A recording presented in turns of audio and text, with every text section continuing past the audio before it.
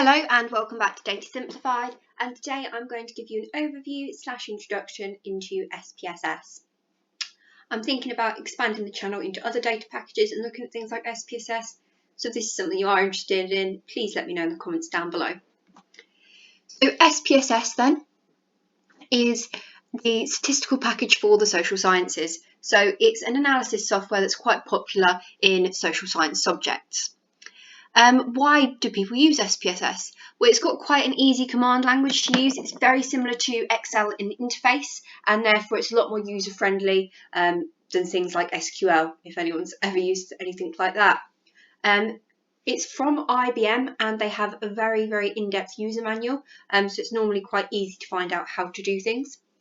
In SPSS, you can both record and then analyse data, because quite often, so for example with Tableau, you will just be connecting to a database or an Excel spreadsheet, just some sort of record, and then you'll use Tableau to analyse. So you're obviously using two systems there, whereas with SPSS, you can do all your data recording and all your analysis all in the same place.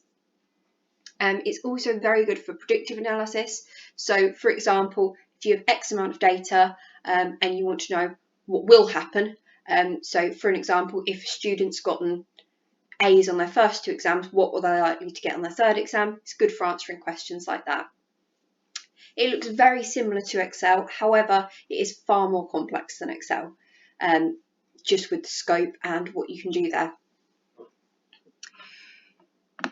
I was just looking at doing a video on t-tests, so if that's something interesting, let me know. There do appear to be quite a lot of videos on t-tests on YouTube, and obviously I don't want to replicate and for you guys to get confused, but if you do like the way that I explain things, let me know and I shall proceed to inform you guys.